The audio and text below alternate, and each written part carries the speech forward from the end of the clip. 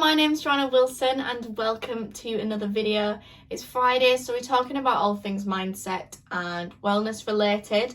And to be honest, today I wanted to tell a little bit of a story. I'm going to talk about my obsessions, let's use the word obsessions, relating to my food and nutrition and tracking my food, and where I was and how I have sort of had a revelation and overcome that in order to be where I am today. So sit back and enjoy the video.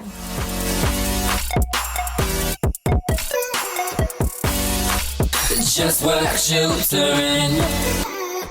I feel like this video requires a cup of tea. It's like tea time and talking. I don't think I'm going to tell my full story on here because I'm not sure that I'm at the end of it, but I think that will come in due course. But just to sort of plant us in the middle of the story, when I got to my A-levels, so in year 13, I joined the gym. And I had been training for quite a number of years then, but I joined a new gym with my best friend. And it was New Year, so it was January, and it was January in the build up to my A-levels. I'd got an offer from Cambridge in which I needed to get very, very high grades. And I just decided that I was gonna lose weight, I was gonna get fit, and I was gonna work really, really hard for my studies. And I am one of those people, I'm sure you all know by now, I am an extremely hard worker. And it does just support all the other areas of my life to be on track with them, with my sleeping, with my eating, with my hydration. And I have figured out that this can be a really, really positive thing, but I think during those times it wasn't that positive. So I got into this routine where I downloaded MyFitnessPal. I was tracking all my food, I was weighing all my food, I was counting calories, I was tracking macros. And ultimately, I don't disagree with that. I'm not knocking anyone for tracking, but I just know that it just wasn't helpful for me. I had a bit of a history of binge eating, and I wanted to really, really know what I was putting into my mouth, and I really thought that tracking was gonna be a way for me to get control of what I was eating, to feel happy, to feel at ease, and just to know that I was on track. But actually it just heightened my obsessive relationship with nutrition. I was obsessed. If I hadn't hit my numbers for the day, I would just eat a random little thing that would make me hit those numbers. If I went over, I would cut my numbers short the next day. If I was going to go out for dinner, I would have a massive freak out because I just didn't know what I was going to get that was going to fit my macros and fit in on MyFitnessPal. I'd want to go to restaurants where the macros are available, so I'd always go to Nando's, Bella Italia, things like that, where you could physically go online and see what nutrition was in the food. And it was just a bit of a joke and just led to this really, really obsessive version of myself. Yes, I lost weight, I lost a lot of weight, and this was also in the build up to my 18th birthday.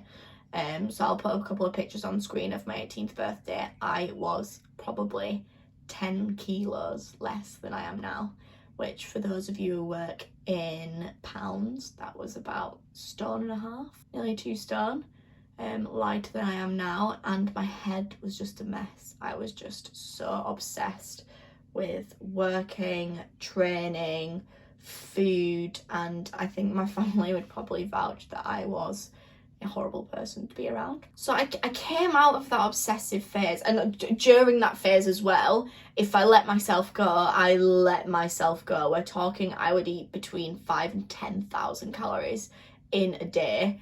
If I was like, fuck it, we're having a day off, it would seriously be restriction, binge, restriction, to the point where I would physically not be able to move. So I came out of that period, and off the back of that period I went on holiday with my best friend for a month, and it was a partying holiday.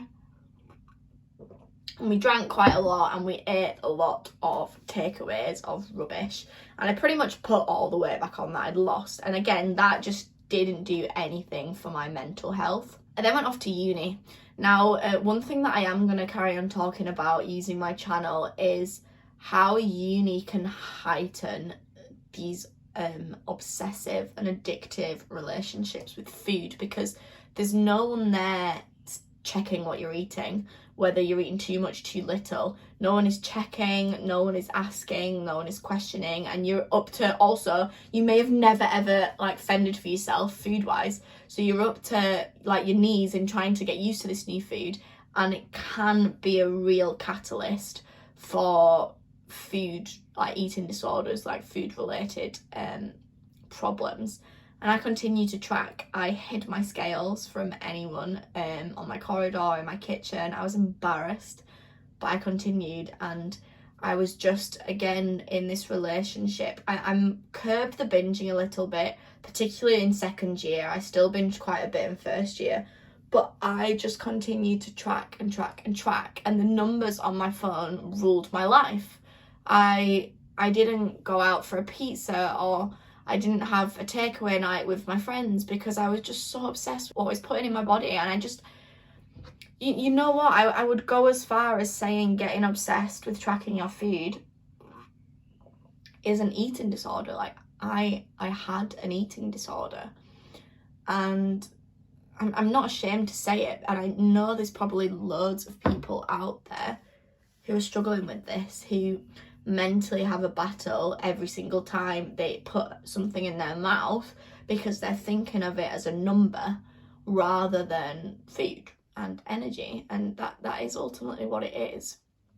So cutting those 3 years down into a few sentences, sort of carried on, spiraled a little bit with following graduation. I had holidays, I started a new job where I was eating out most nights, and just got into a real sort of crappy place before I went traveling in terms of my mental relationship with food. Now my mental relationship with my body, if I look back, I was tracking my food, my body looked great, and I do look back at that body, but when I look back at those pictures, I have to think about my mind.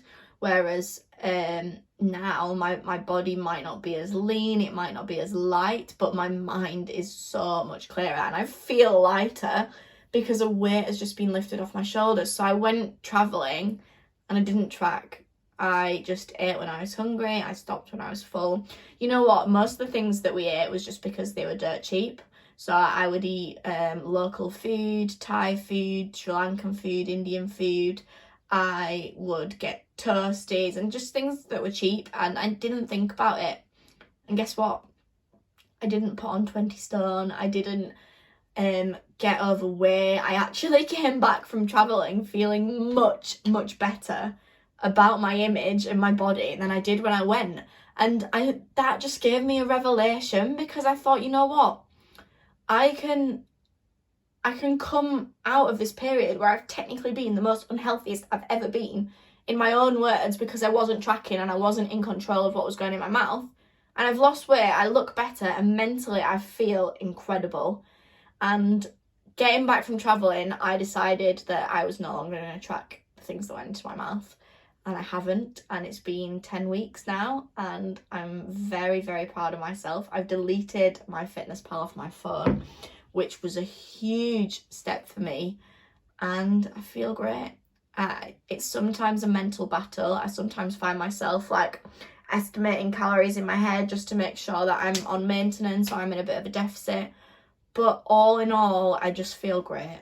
I've lost that obsession, and I've lost those numbers ruling my life. I can have a takeaway with my family. I can't go out for a meal at the minute because we're in lockdown, but when I can, I will, and I just won't feel guilty for it, because I am listening to my body, and my body is changing. I'm working for it to change. I want to get fitter, I want to get more toned, and it's changing without tracking any food, and I feel great. So yeah, this was just a short version of what is a much, much longer story that I'm sure I will tell one day. But I just want to reach out there and say, if anyone is struggling with obsessions, addictive behaviours, mental health problems relating to nutrition and tracking their food, then reach out to me, because I've been there. I had an eating disorder, and I'm out of the other end, and there's a light at the end of the tunnel. So if you currently feel like you just don't know how you're ever going to get out of this, I promise you will. So thank you so much for watching this video. Please like and subscribe if you want to see more content like this. Keep smashing it, and remember, anything is possible if you just work. Bye.